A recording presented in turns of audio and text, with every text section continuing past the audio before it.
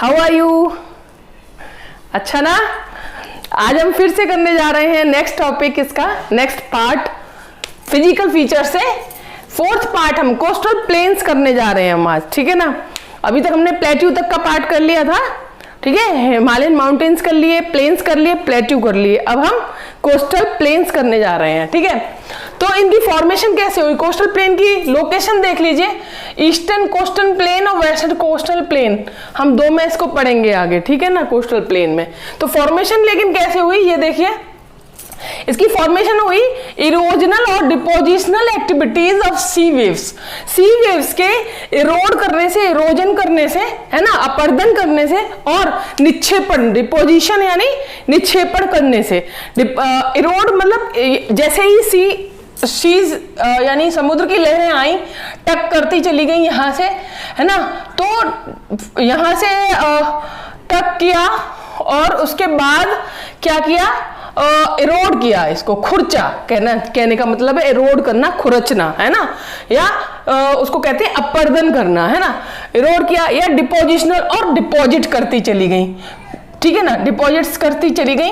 और ये कहां पर है सिचुएशन इसकी, जो हमने प्लेट्यू पढ़ा था ना, प्लेट्यू के, ये प्लेट्यू था, ये वाला पार्ट है ना, पठारी भाग था। प्लेट्यू के ईस्ट में ये वाला रीजन है ना, और ये वाला रीजन वेस्ट में, ठीक है ना। तो ईस्ट में जो होगा वो ईस्टर्न घाट, और जो वेस्ट में होगा वेस्टर्न घाट। तो इरोजन और depositional activities of sea waves के कारण बना। दूसरा, ये जो रिवर्स आई, पेनिनसुलर रिवर्स जो गई, गोदावरी, नर्मदा, गोदावरी, कृष्णा, कावेरी, गोदावरी, कृष्णा, कावेरी सब वे ऑफ बंगाल में गिरी हैं। तो जाके यहाँ पर डेल्टा बनाया इन्होंने, और डेल्टा ही रीजन में क्या हुआ कि इन्होंने डिपॉजिट्स करना शुरू कर दिया, और क्या बन गए, प्लेन्स का फॉर्मेशन हुआ, है ना। तो इस तरह से क्या हुआ कि दो तरह से, इरोजनल या depositional activities of sea waves के कारण, और किसके कारण, सेडिमेंट्स के जमा कर देने, रिवर्स के द्वारा जो सेडिमेंट्स थे उन्हें जमा कर देने के कारण क्या हुआ, ये प्लेन्स बने, ठीक है ना, कोस्टल प्लेन्स का फॉर्मेशन हुआ। अब वेस्टर्न कोस्टल प्लेन पर हम आते हैं, पहले इसको पढ़ते हैं। वेस्टर्न कोस्टल प्लेन में हम देखेंगे कि क्या है, ये broadest at the mouth of the Narmada and the Tapti in Gujarat. Gujarat में नर्मदा ताप्ती जो थी रिवर, उनके मुहाने पर ये काफी चौड़े हैं गुजरात में, ठीक है ना। वैसे भी आप लोग देखोगे कि यहाँ पर ये जो प्लेट्यू गया है, प्लेट्यू में भी चौड़ाई कहाँ थी, नॉर्थ की तरफ ज्यादा थी, और पीक जो थी इसकी वो कहाँ थी, वो कन्याकुमारी की तरफ थी। तो यहाँ पर आप इससे याद रखिएगा, यहाँ पर चौड़े हैं वेस्टर्न कोस्टल प्लेन, जबकि साउथ में जाके ये नैरो हो गए हैं, ठीक है, इनकी चौड़ाई घट गई है, ये याद रखिएगा। तो यहां पर हमने देखा कि नर्मदा और ताप्ती, गुजरात का जो एरिया है वो है, सबसे चौड़ाई ज्यादा है वहां पर। और फिर Kutch to Kathiawar region, extension of the regur soil पाई जाती है, रेगुर सॉइल पाई जाती है कच्छ टू काठियावाड़ रीजन में। हमने पढ़ा था, जाना था कि ये जो पेनिनसुलर प्लेट्यू है वो लावा की वजह से बने हैं, लावा के पिघलने की वजह से बने हैं, या कहना चाहिए वल्केनिक एक्टिविटीज की वजह से बने हैं। उसका एक मतलब प्रमाण ये भी हो सकता है कि हम यहाँ कह सकते हैं कि ये जो कच्छ टू काठियावाड़ में रीजन में काली मिट्टी कहाँ से आई, काली मिट्टी तो आती है आपके उसी तरह से ये आपकी वल्केनिक एक्टिविटी की वजह से आती है, वल्केनो के से आती है, लावा से बनती है। तो लावा के पिघलने के बाद जब चट्टानें बनती हैं, है ना, बेसाल्ट चट्टानें यहाँ पाई जाएंगी, आगे देखते हैं हम। तो बेसाल्ट चट्टानें यहाँ पर मिलेंगी, काफी हार्ड रॉक्स होती हैं ये। तो बेसाल्ट चट्टानों की वजह से यहाँ पर क्या बनी, काली मिट्टी बनी यहाँ पर, है ना। तो बेसाल्ट चट्टानें बनने का फॉर्मेशन भी, मतलब रीजन भी क्या है, लावा ही है, ठीक है ना, याद रखिएगा। तो इस वजह से हम यहाँ कह सकते हैं कि यहाँ पर काली मिट्टी वाला रीजन है, और इसीलिए आप देखते हो कि काली मिट्टी वाले वहाँ पर कॉटन बहुत ज़्यादा उगती है गुजरात वाले रीजन में, है ना, और वहाँ पर कॉटन इंडस्ट्रीज भी बहुत ज़्यादा हैं। आगे देखते हैं हम। फिर नेक्स्ट हम देखते हैं गुजरात टू गोवा को कहा जाता है कोंकण कोस्ट कहा जाता है, कोंकण कोस्ट कहा जाता है गुजरात टू गोवा वाले रीजन को। इसी में पाई जाती है काली मिट्टी। उसके नीचे हम देखेंगे पूरे रीजन में गोवा से लेके पूरा कन्याकुमारी तक पाई जाएगी। इसमें कौन सी रॉक्स पाई जाएंगी? ग्रेनाइट और नीस की चट्टानें पाई जाएंगी इसमें नीचे, है ना।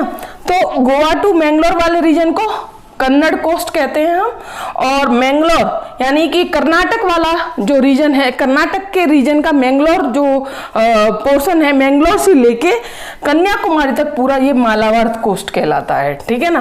तो इस तरह से हम देखते हैं कि ईस्टर्न कोस्टल प्लेन्स में जो है प्लेन्स की जो चौड़ाई है वो नॉर्थ में ज्यादा है, जबकि साउथ में आके कम हो गई है। और एक चीज और, केरला में हम साउथ में देखेंगे, यहाँ पर इस वाले मैंगलोर टू कन्याकुमारी वाले रीजन में, जिसको मालाबार कोस्ट कहा जाता है, इसमें क्या है, लेगून्स पाए जाते हैं।